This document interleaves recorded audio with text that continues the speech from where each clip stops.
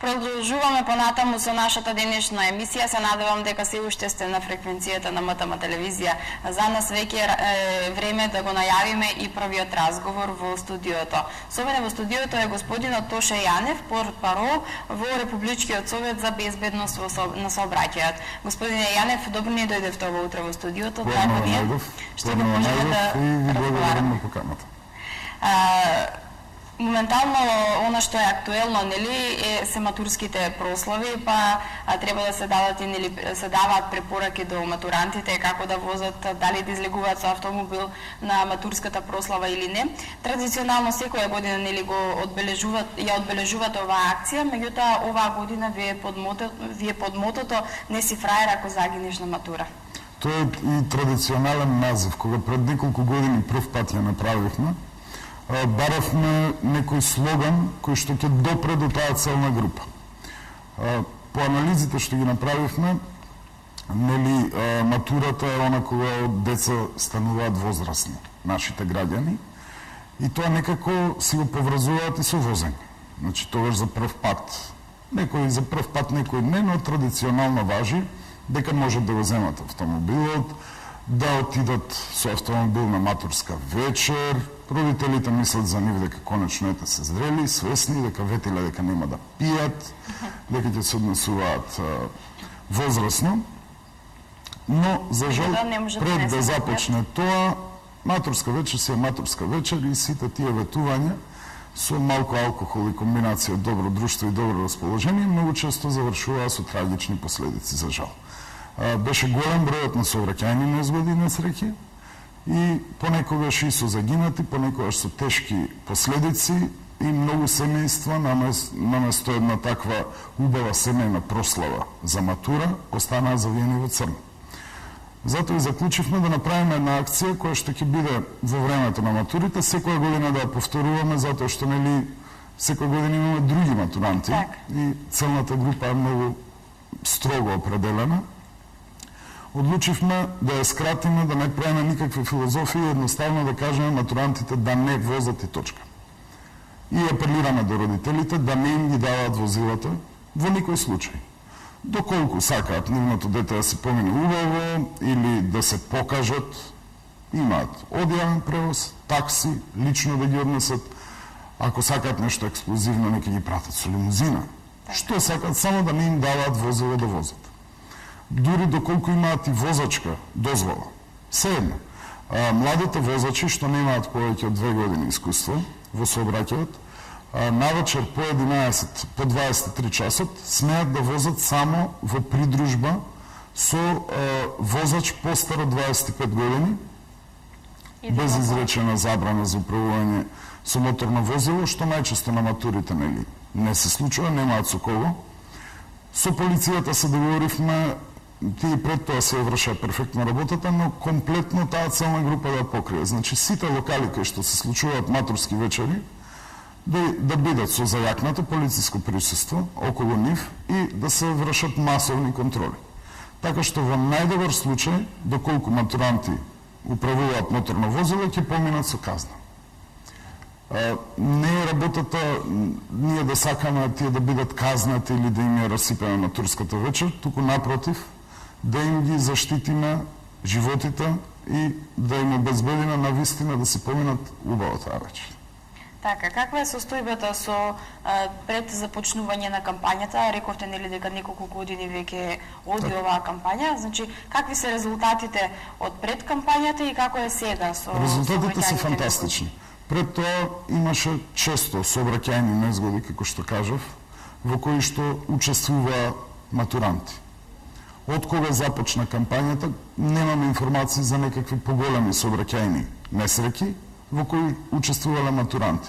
Доколку има, бројот е драстично намален и ова е една од најуспешните кампањи, де факто, според сите резултати што сме ја правили. Така, кои се препораките? Како што кажав, да не управуваат со моторно возило за време на матурите, а и воопшто младите да, кога веќе учат како да учествуваат во сообраќајот, комплетно да се придржуваат до правилата и прописите. Со адолесцентите секако природно е да сакаат да се покажат, да се докажат.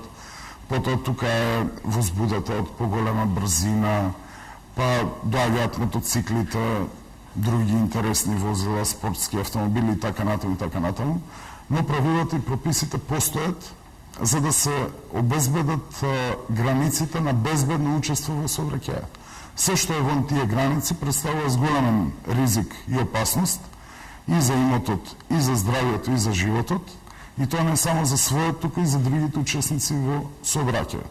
И затоа ги повикуваме младите да си ја испочитуваат етичноста во сообраќајот и да си го заштитат својот живот и животот на другите во сообраќајот.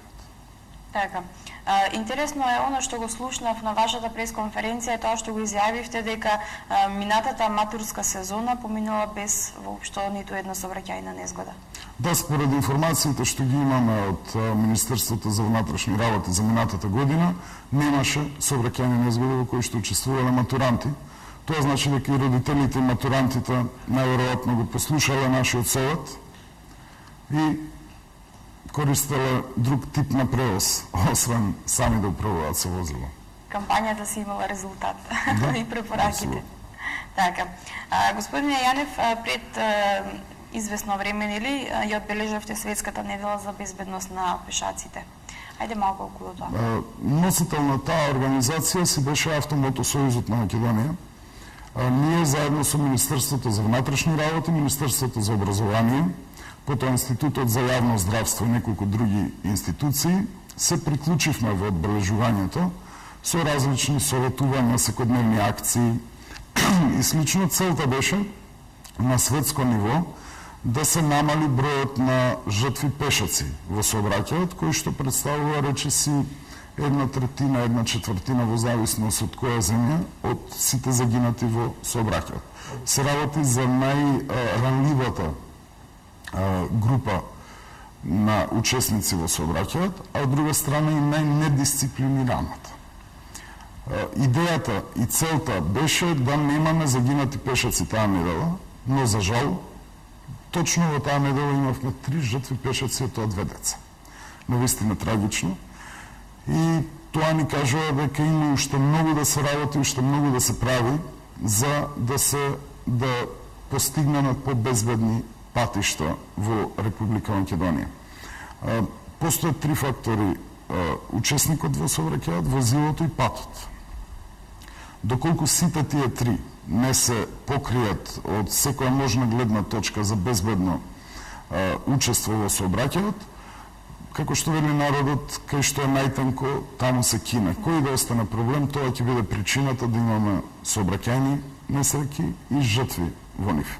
Што се однесува до пешаците, постојано правиме кампањи и оно што гледаме на нашите патишта, за жал не е за пофалба.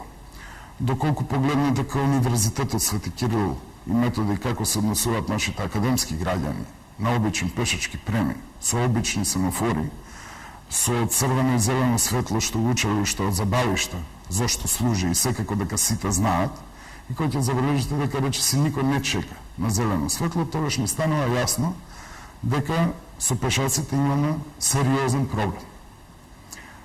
Планот беше по оваа недела што помина и Министерството за внатрешни работи да почне да го применува комплетно законот за безбедност на сообраќајот на патиштата во делот за пешаците и да почне да ги казнува сите кои што не ги почитуваат тие неколку едноставни правила за однесување. Така. Обично, кога ќе дојде нели до некоја таква незгода, возачите ги обвинуваат пешаците, а пак пешаците ги обвинуваат возачите. Нема што се обвинува. Се гледа доколку возилото не ги пропушта пешаците на пешачкиот премин, главата е доколку веќе статнал на пешачкиот премин пешакот, 450 евра во денарска противвредност. За колку статнал на црвено? Не, ако за возачот зборува. Така, за возачот. Доколку статнал веќе пешак, не му дадена предност да си помине пред нас, доколку не застанува, казната 450 евра. И тука нема кој е крив, се знае кој е крив, тој што не ги почитува правилата. Од друга страна, Ако не чекаат зелено светло, а многу често не чекаат пешаците, за нив постои казна, не знам точно колку е, можат да проверат на сајтот на Министерството за внатрешни работи, но и таа е секако значителна. Так. Доколку се поминува вон пешачки премин, пак си постои казна нормално. Доколку се движите по коловоз без потреба, пак си постои казна. И обвинување нема. Пешаците прават еден тип на сообраќајни проблеми, возачите прават друг. Факт е дека возачите повеќе процентуално гледано ги почитуваат правилата и прописите, а пешаците не. И сите што сме возачи, често знаеме кога ќе излеземе од возилото, во моментот да забораваме што е тоа црвено и зелено светло, да забораваме дека зебрата е за да преминеме на неа, некои работи што ги знаеме деца некако ни се непотребни, ни се гледаат. Ако почне сериозно и да се казнува за тоа, апелираме да почне и се договараме со Министерството за внатрешни работи, сметаме дека ќе се стави малку од малку ред. Граѓаните што се жалат дека се високи казните, поточно глобите, се вика глоба, а не казна, не се високи. Доколку ги почитувате правилата и прописите, никогаш ќе немате потреба да платите глоба. Ќе нема зошто. А доколку веќе треба да платите, треба да почувствувате и на крај памет да не ви да го повторите повторно тоа што сте го направиле. Тоа е намената на глобата, да ја подигне вашата лична свест за тоа што сте го сториле, да не го правите повеќе. Така. Што мислите, што е причината за ваквите незгоди, кој е за ваквиот резултат? Дали несовесноста или некултурата, да речем, да се изразам така, кај нашиот народ, или можеби е во прашање нешто друго?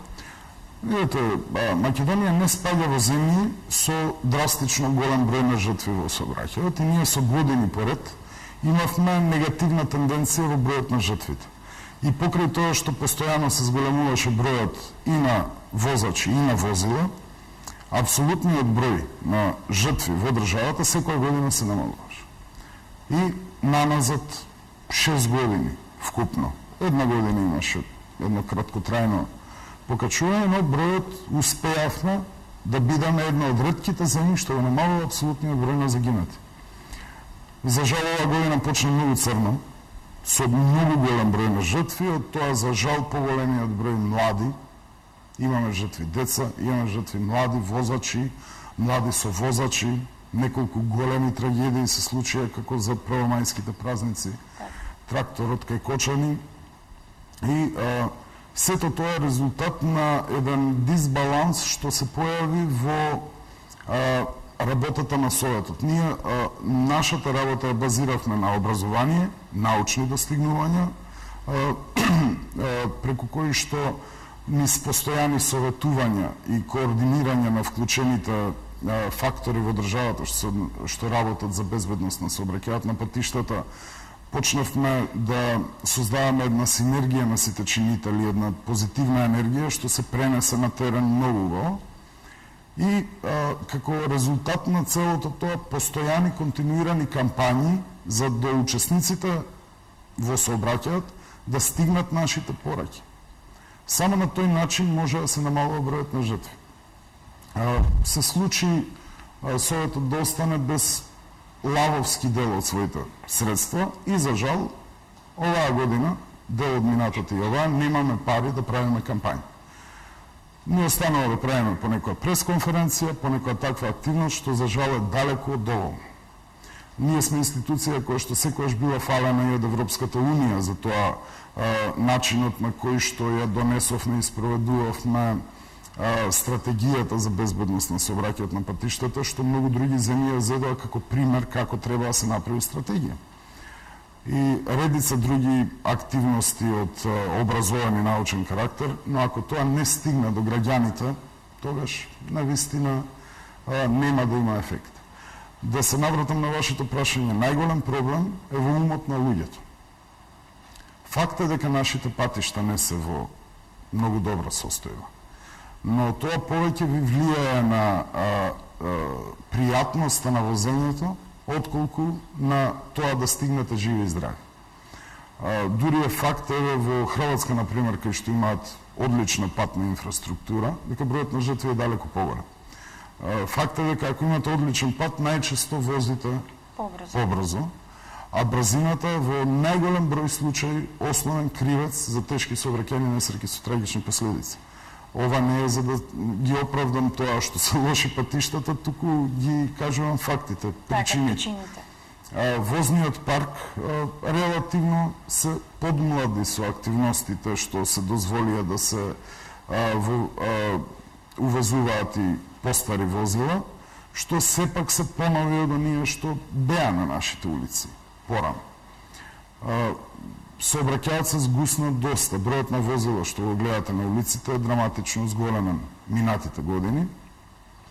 Се тоа, ако ќе го искомбинирате, пак останува до свеста на луѓето за почитување на правилата и прописите. И најголем причинител за трагичните сообраќајни несреќи е човекот и ништо друго. Да. Господине Јанев, најде да кажеме, се приближуваат летните одмори. Кои се препораките на Републичкиот совет за безбедност на сообраќајот до возачите и пешаците? Летно време е традиционално најцрниот период во статистиката за сообраќајни несреќи на патиштата. Тоа е заради повеќе фактори. Тоа е најчесто делот од годината кога добар дел од граѓаните единствено заминуваат на подолг пат, на годишен одмор. И од друга страна влијание на климата на возачот. Иако се чувствуваме подготвени, спремни, жештината си го зема данокот и влијае на психата на возачот, на спремноста, на неговите рефлексии, на самото расположение и тоа влијае многу лошо врз безбедноста на сообраќајот, што потоа низ таа црна статистика може да се види. Препораките се она што секој возач го знае, но многу често го заборава. Да не се тргнува на пат во големи врукини, да се патува навечер или рано на сабајле, да се користат клима уредите колку што треба и умерено, плански, затоа што доколку внатре биде преладно, надвор претопло, два пати ако излезете и ако сте вратите, и ако се вратите, веќе вашиот организам има сериозен проблем, а со тоа и безбедноста на вашето учество во сообраќајот. Потоа возилата. Возила што во текот на годината се користат малку и на кратки дестинации, да се подготват и проверат добро, да им се направи тенален технички преглед пред да се тргне на подолг пат, за не само да не се случуваат сообраќајни незгоди, туку да не си го расипете одморот. Доколку ви се расипе возилото, знаете, не сте дома, ви го нема вашиот мајстор, ви го нема вашиот сервис, пари имате за одмор, а не за поправки скапи на возило и целото тоа како концепт е релативно лошо. Значи, добри подготовки и реален поглед и на себе, и на своето возило, и секако почитување на сите препораки од сите организации што се даваат во такви случаи. Да исто ги повикувам возачите да се информираат за лани имавме кампања, годинава повторно ќе направиме нешто на таа тема за сончаница и топлотен бран. Како да ги препознаат и како да ги санираат последиците од тоа на лице место. Тоа се препораките. Така, добро. Она што рековте дека помина, во Неврзан мобилот ми рековте дека помина, тоа е детски семафор. Да. Детски семафор е најстарото надпреварување во државата. Оваа година се одржа по 48 пат. И тоа е бедливо најголемата, најмасовната едукативна акција од областа на сообраќајот, колку што сум информирани од било која област, воопшто.